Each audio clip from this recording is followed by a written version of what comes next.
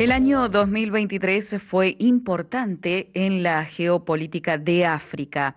Tres países ubicados en la región subsahariana del Sahel, Mali, Níger y Burkina Faso, vivieron revoluciones armadas que tomaron el poder bajo consignas anticolonialistas y radicalmente nacionalistas.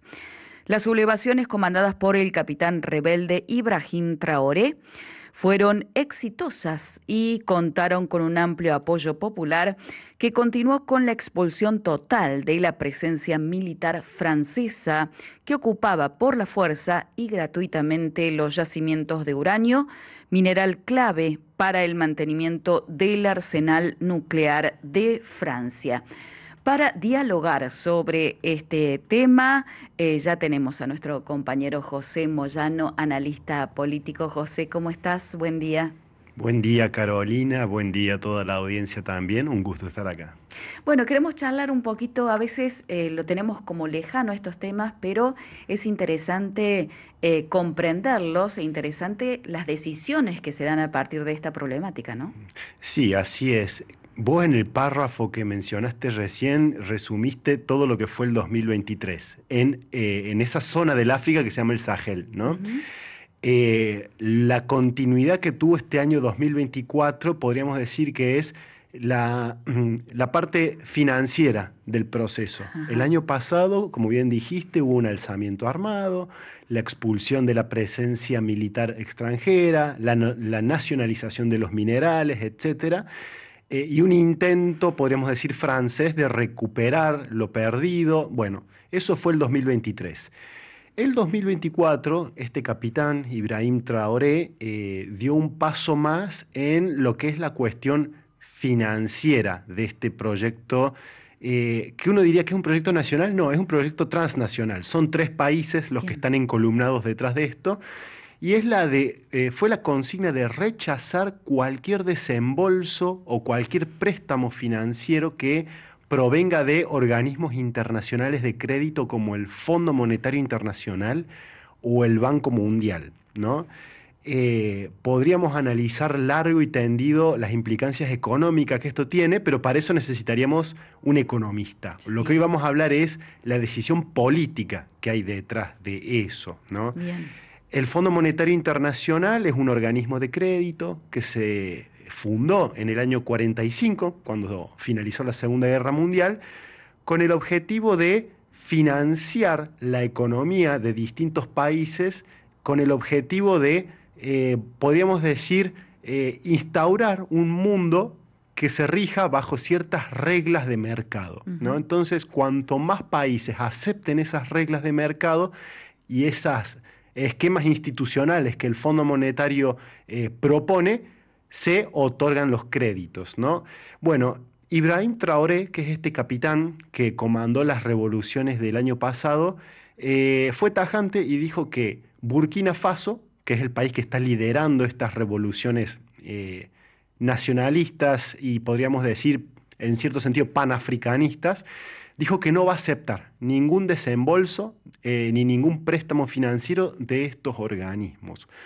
Uno diría, ¿por qué? Porque estos países son justamente naciones que necesitan mucha asistencia económica, digamos, están en vías de desarrollo y la posibilidad de recibir un préstamo puede ser seductora, ¿no? Para ellos. Bueno, Ibrahim Traoré argumenta que el Fondo Monetario Internacional, más allá de ser un organismo de crédito, cumple también un rol político en el mundo, que es, a ver, alinear geopolíticamente a quienes se convierten en receptores de esos créditos a los países que conforman la mesa directiva del fondo, ¿no? Ujú. Entonces, no solamente hay una cuestión de necesidad financiera, sino de lo que ellos llamarían una cierta independencia política. No queremos pasar a depender Ujú.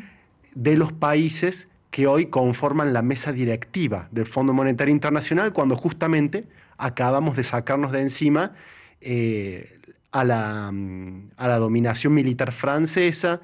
Hemos nacionalizado el uranio, tenemos ya nuestros minerales en nuestras manos, ¿no? Es toda una discusión más de índole política guión soberana que económica, digamos. Claro, claro.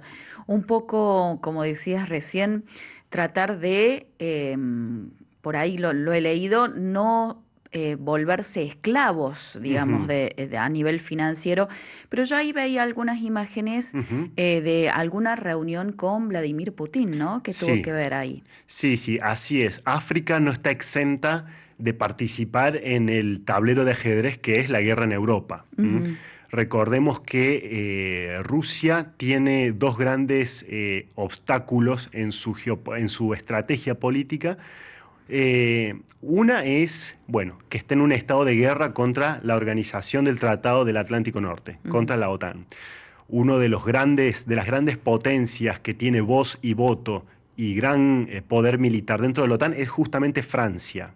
Francia es uno de los grandes países que decide cuánto armamento se envía a Ucrania, cuánto financiamiento se envía a Ucrania, ¿no? Es un pilar fundamental en podríamos decir, en la estrategia de seguridad que la OTAN tiene en el frente ucraniano, Francia. sí. Entonces, de repente, abrir un flanco que debilite justamente la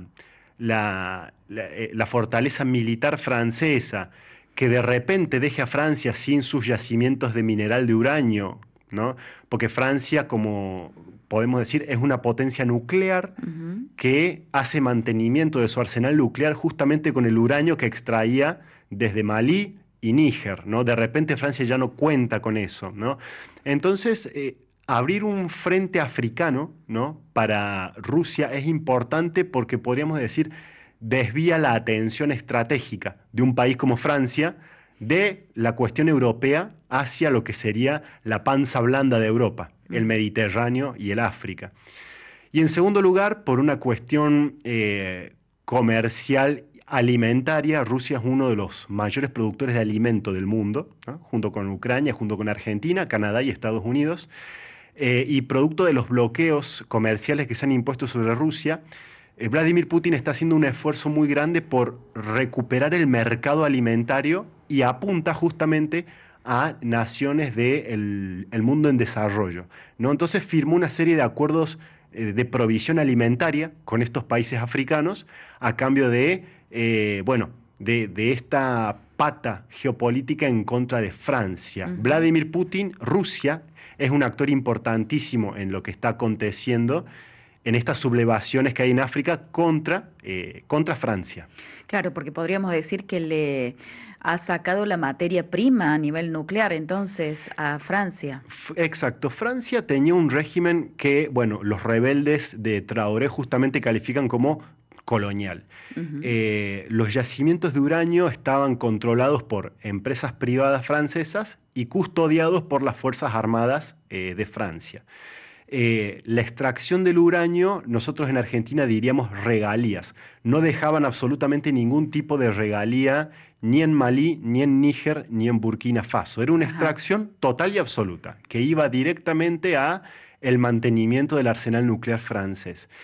Eh, Ibrahim Traoré y los demás comandantes dijeron, ese régimen es totalmente injusto, y bueno, luego de expulsar a las tropas francesas de sus países, dijeron, este mineral tan valioso va a ser nacionalizado, o sea, pertenecer al Estado de Níger, al sí. Estado de Burkina Faso y al Estado de Malí.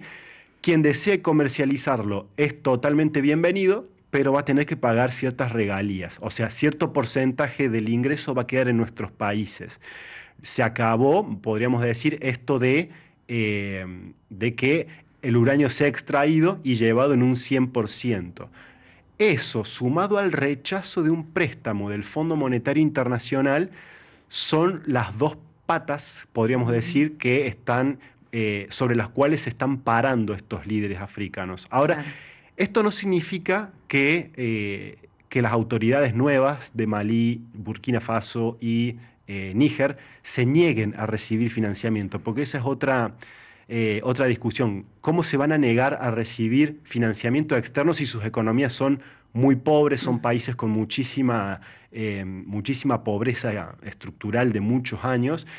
No están cerrados al financiamiento, sino que han rechazado los préstamos puntualmente de estos organismos, del Fondo Monetario Internacional y del Banco Mundial, que ellos consideran son organismos de crédito que responden a países que ellos acaban de expulsar o sacarse de encima, hablando en criollo, ¿no? Claro. Hay otros organismos de crédito en el mundo que yo creería que es a los que van a recurrir, ¿no? Que son los más alineados a los países en vías de desarrollo, bancos asiáticos, ¿no? El banco del BRICS.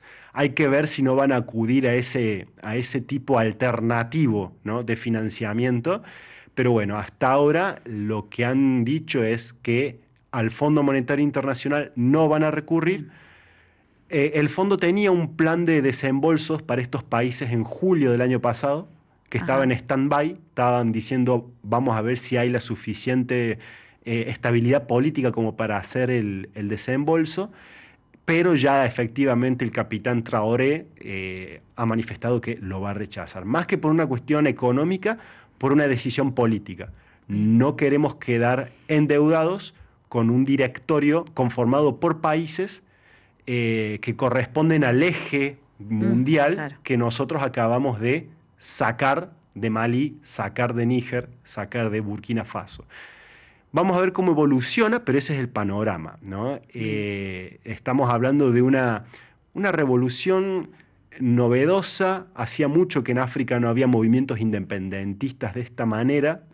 Los que más se nos vienen a la cabeza han ocurrido en los 60s, en los 70s. Burkina Faso tiene la figura de una personalidad que se llamó el comandante Sankara, que lo han vuelto a reivindicar en esta época, que fue un líder africano que hizo lo mismo.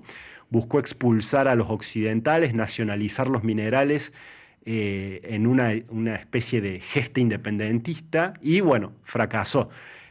Vamos a ver si el camino de Traoré no es el mismo, no es similar, pero pareciera, bueno, y ha creado, junto con Níger y Mali, la conferencia de estados del Sahel, ¿no? Como que hay varios países alineados bajo la misma bandera. Rusia está jugándole fuerte a esta cuestión africana para debilitar a Francia y a la OTAN desde el sur, el eje occidental, conformado por los directivos del Fondo Monetario Internacional, por los directivos de la OTAN, también ven con preocupación lo que está aconteciendo en África. Que bueno, es para seguirlo de cerca. La verdad que a veces me pongo a pensar el movimiento de la política internacional es un juego de ajedrez que a veces los ciudadanos de a pie como yo no entendemos, y así que te agradecemos por aclararnos este panorama, José. Muchas gracias. Por favor, gracias a vos, Carolina, y un saludo a toda la audiencia. Muchas gracias. Con esta información llegamos al final de Un Punto de Vista. Le agradecemos a nuestro compañero José Moyano, analista político, por este análisis internacional, y de esta forma nos despedimos. Hasta mañana, como siempre, a las 7:30 nos volvemos a ver con toda la información que desea aquí en Radio María TV. Ya llega la catequesis. Muchas gracias. Hasta mañana. Este fue el espacio informativo de Radio María, para comenzar el día con un punto de vista.